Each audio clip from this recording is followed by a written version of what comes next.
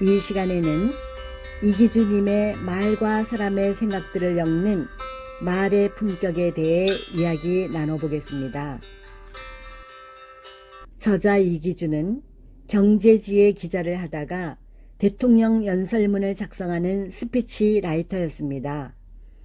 100만 부나 팔렸다는 언어의 온도 작가이며 그가 쓴 책에는 아름다운 것을 아름답다고 느낄 때 우린 행복하다 등 일상에서 보고 듣고 느낀 감상을 주로 서술했습니다. 그는 한 권의 책이 수십만 개의 활자로 이루어진 숲인지도 모른다고 하면서 말의 품격이라는 숲을 단숨에 내달리기보다 이른 아침에 고즈넉한 공원을 산책하듯 천천히 거닐기를 바란다고 했습니다. 우리는 말의 힘이 세상을 지배하는 시대에 살고 있습니다. 말 한마디가 사람의 인생을 바꾸기도 하고 말을 통제하지 못해 자신을 망가뜨리거나 하루아침에 나락으로 떨어지는 이들이 비일비재합니다. 말은 마음을 담아냅니다. 말이 쌓이고 쌓여 한 사람의 품성이 되지요. 무심코 던진 말 한마디에 품격이 드러나고 내가 구사하는 말에서 향기가 뿜어져 나옵니다.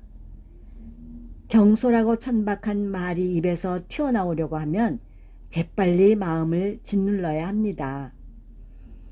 인생을 살면서 입 밖으로 꺼낸 말과 행동 사이의 거리가 이 세상 그 어떤 거리보다 아득하게 멀지는 않은지 한 번쯤은 고민해 봐야 되지 않을까요? 살다 보면 긍정적인 말 한마디에 절로 미소를 짓게 되는 순간이 있을 겁니다. 말에는 분명 기운이 담깁니다. 그 기운은 말 속에 씨앗의 형태로 숨어 있다가 훗날 무럭무럭 자라 나름의 결실로 이어지기도 하지요. 우리는 때때로 나와 생각이 다른 누군가를 향해 내가 당신을 이해할게요 라고 하는데 이 말은 우리가 살아가는 현실에서 완벽히 뿌리내리기 어렵다고 합니다. 오히려 갈등과 다툼질 앞에서 서로 이해하지 못할 수도 있다는 사실을 인정하고 받아들일 때 오해의 가능성은 줄어들고요. 그 순간 어쩌면 마음 한구석에서 서로에 대한 인간적인 이해의 싹이 돋아날지도 모릅니다. 아침에 일어나 저녁에 잠자리에 드는 순간까지 불평과 지적을 입에 달고 살아가는 이들이 갈수록 늘고 있는 듯합니다. 타인의 허물을 콕 집어서 하는 지적의 말은 자칫 독설로 변질될 수가 있지요. 건설적인 지적을 하려면 나름의 내공이 필요할 것 같다고 하네요. 사안에 대해 충분한 지식과 통찰은 물론이고 상대에 대한 애정과 관심이 말 속에 배어 있어야 합니다. 말 자체는 차갑더라도 말하는 순간 가슴의 온도만큼은 따뜻해야겠습니다. 우리는 늘 타인을 지적하며 살아가지만 진짜 지적은 함부로 지적하지 않는 법을 터득한 사람만이 할 수 있는 일이 아닐까요? 공감과 동정은 결이 다른 감정이 아닐까 싶습니다.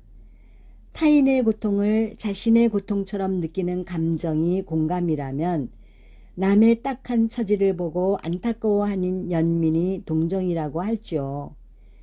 누군가를 가엾게 여기는 감정에는 자칫 본인의 형편이 상대방보다 낫다는 얄팍한 판단 때문에 상대의 아픔을 달래기는커녕 곪을 대로 곪은 상처에 소금을 끼얹는 것일 수도 있기에 조심해야 합니다. 몸처럼 말도 힘이 필요합니다. 말을 쉴 새 없이 쏟아내는 게 대수가 아닙니다. 중요한 것은 말을 잘 하는 게 아니라 적절한 때에 말을 거두고 진심을 나눌 수 있느냐는 것입니다. 숙성되지 못한 말은 오히려 침묵만 못하지요. 인간의 가장 깊은 감정은 대개 말이 아닌 침묵 속에 자리하고 있는 것 같습니다. 예나 지금이나 칼에 베인 상처는 바로 아물지만 말에 베인 상처는 평생 아물지 않는다는 말이 있습니다. 정제되지 않은 예리한 말의 파편이 여기저기서 튀어올라 우리의 마음을 긁고 핥힙니다. 날카로운 언어의 창이 우리를 겨눌 때 예민하게 대응해야 할지 아니면 무덤덤하게 임해야 할지 헷갈릴 때가 있습니다. 그럴 때 나만의 속도로 적절히 의연함을 유지하면서 말하는 것이 좋지 않을까 싶습니다. 말과 글에는 사람의 됨됨이가 서려 있습니다. 무심코 던진 말 한마디에 사람의 품성이 드러납니다. 사람의 채취, 사람이 지닌 고유한 향기는 분명 그 사람이 구사하는 말에서 뿜어져 나오지요. 말처럼 극단을 오가는 것도 드물 것입니다. 말은 누군가에게 꽃이 될 수도 있지만 반대로 창이 될 수도 있으니 조심해야겠습니다. 지는 법을 아는 사람이야말로 책임을 지는 사람이라고 생각합니다. 의미 있게 패배한다면 그건 곧 또 다른 시작이 될 수 있을 겁니다. 상대를 향해 고개를 숙이는 것이 아니라 상대방을 인정하는 방법이기 때문이지요. 가끔은 멋지게 져줄 필요가 있으며 그것이 가장 현명하게 사는 길이라고 말한 필자의 말에 매우 공감합니다. 프랑스의 지방도시 한 카페의 메뉴판에 적힌 내용을 여러분에게 소개합니다.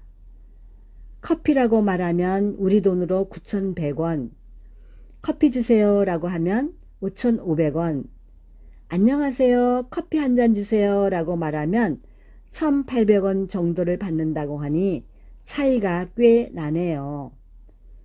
고객이 커피를 주문할 때 구사하는 말의 품격에 따라 가격을 차등 적용하는 것이 조금 매정하기는 하지만 예의를 갖추라는 의미라 생각하니 꽤 괜찮은 방법인 것 같습니다. 인생은 작은 오해와 인연을 맺거나 풀어가는 일이라고 합니다. 다만 인생이라는 강은 단번에 건너뛸 수 없고 사귐도 그렇습니다. 크고 작은 돌을 내려놓고 그것을 하나씩 밟아가며 이쪽에서 저쪽으로 차근차근 건너가야 합니다. 삶과 사람 앞에서 디딜 곳이 없다고 조급할 이유가 없습니다. 어차피 인생과 관계는 만드는 것이 아니라 쌓는 것이니까요. 사람들과 얘기를 나누다 보면 각자의 마음속에 저마다 비밀 정원이 있다는 생각이 든다고 필자는 말합니다. 그곳에는 타인이 잘 알지 못하는 그들만의 추억과 상처, 이루지 못한 꿈이 은밀하게 어우러져 있을 거라고 하네요.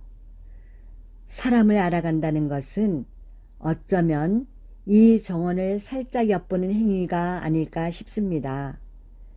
누군가와 대화를 나누는 순간 동네 어귀 한 기퉁이에서 아름다운 정원을 빼꼼히 들여다보는 심정으로 질문이라는 까치발을 들어보면 어떨까요?